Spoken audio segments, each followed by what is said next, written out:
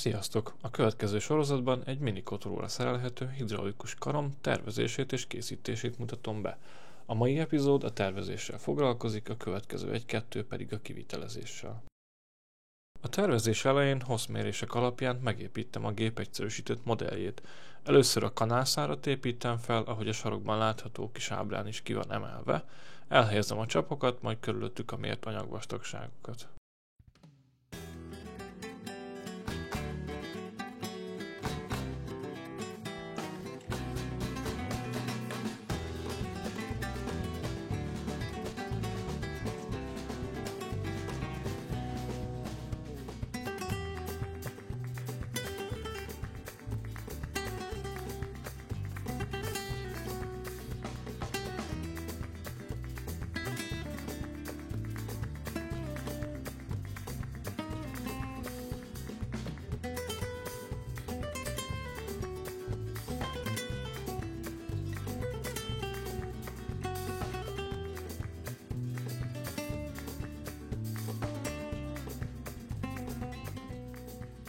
Majd a gém ide vonatkozó részét készítem el.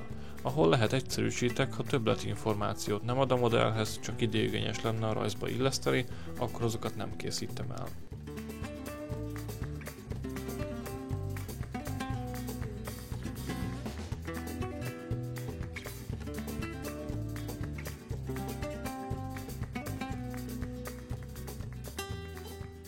Amint megvan ez a két elem, elkezdem az összeállítási rajz építését is, ahol az alkatrészek mozgása majd követhető lesz.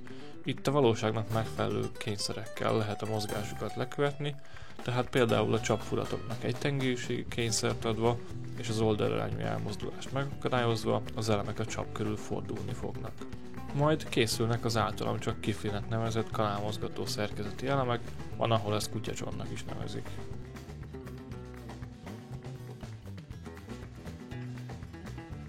A kanálmozgató elemek is bekerülnek az összeállításba.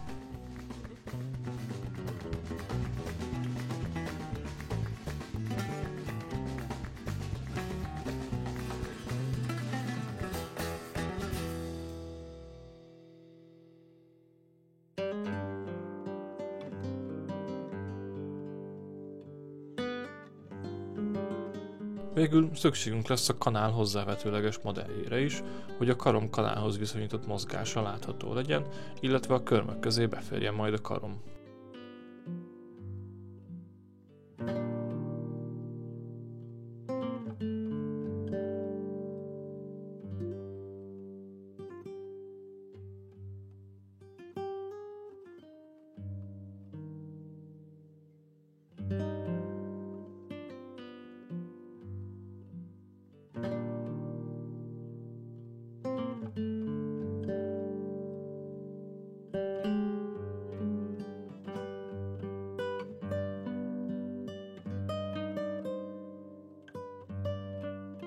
Ezen elemek is mehetnek az összeállításba, még egy nagyon egyszerűsített kanálgyorscserélőt is készítettem, ahol csak a 4 furat és a külső méret a lényeges igazából.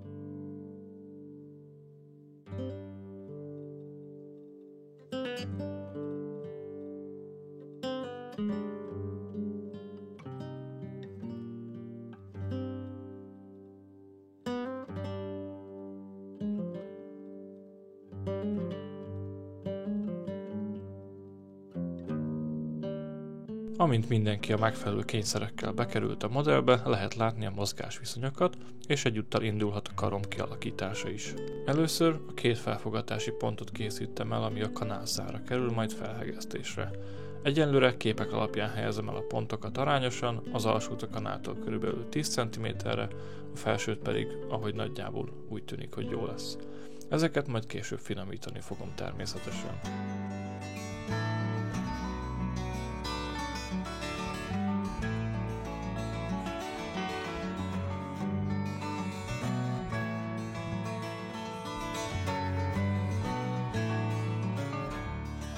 A kanált ki kell egészíteni, mert szeretném, ha a karom kompatibilis lenne a 35 cm-es kanál 3 körmével és a 25 cm-es kanál 2 körmével is, hogy emiatt adott esetben ne kelljen majd kanalat cserélni, A két kanál befoglaló méreteiben nagyon hasonló, csak keskenyebb, ezért csak a körmök kerülnek fel erre a modellre. A karom alakjához internetes képeket használok, és próbálok hasonló alakot szabad kézzel létrehozni.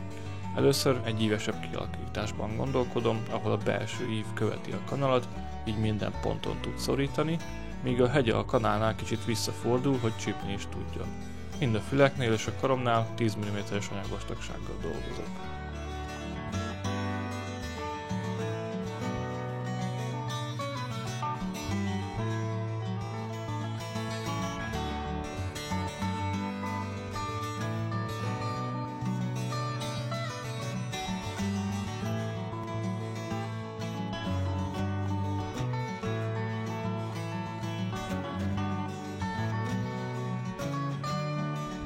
A karom két szélső helyzetében, tehát felhúzva és kiengedve a furatok távolsága megadja, hogy körülbelül milyen hidraulika henger munkahosszra lesz szükség.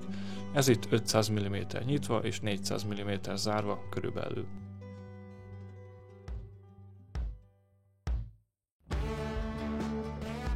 Munkahenger esetén 3 opcióban. Venni a boltban készen, ha van olyan méret, amire szükségünk van, lehet egyedileg is gyártani, vagy keresni a használt piacon.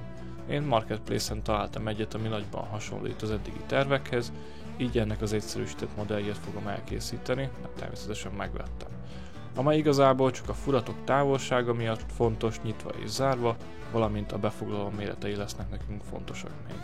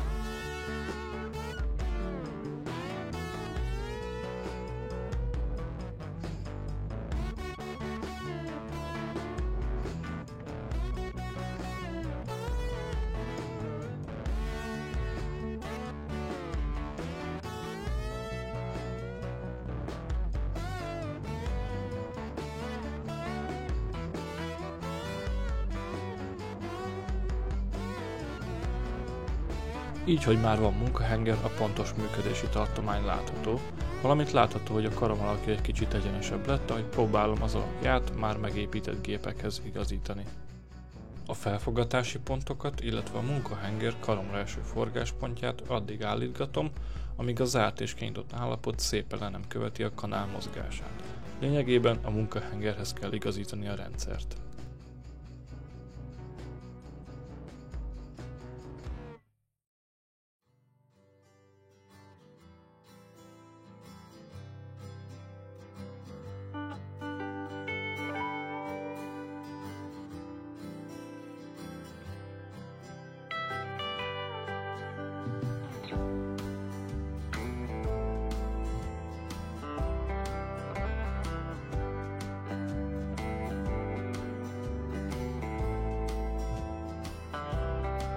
Elkészítettem a gémet és kanalat mozgató munkahengereket is, hogy pontos képet kapjak a mozgástartományokról mindenhol, szélső helyzetekben lássam, hol lehetnek ütközések a karom és a gép meglévő részei között.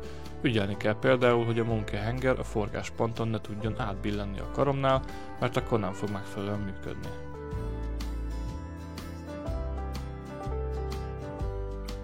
Nem maradt más hátra, mint fogazatot készíteni. Trapéz alakra gondoltam, így meg lesz a stabil megfogás, de mégsem hegyes, ugyanis az balesetveszélyes lenne, illetve a csúcsok hamar letörnének.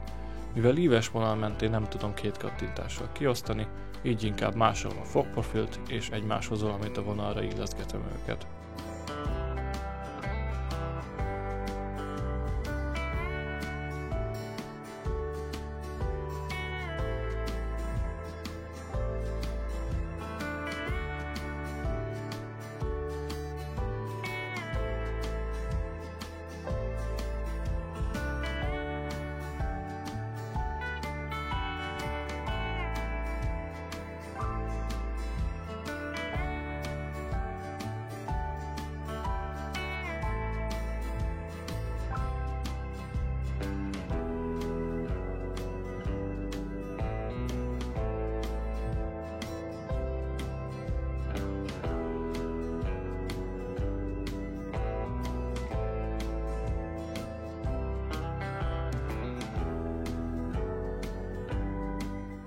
furatokat felbővítem, mert behegesztett vezetők kerülnek oda, és jöhet a rajz készítése. 1:1 arányban feliratok nélkül DXF fájlba mentem ki, majd A4-es méretre kicsinyítve a befoglaló méretekkel és információkkal egy PDF is készül, ezekre van szükség a lézervágás megrendeléséhez.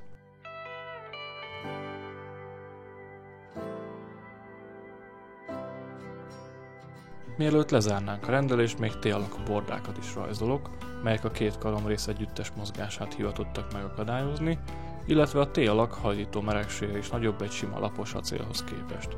A modellen ez duplán jelenik meg, mert mindkét lapra felkerül, és kilóg egy kicsit, de ez csak esztétikai probléma.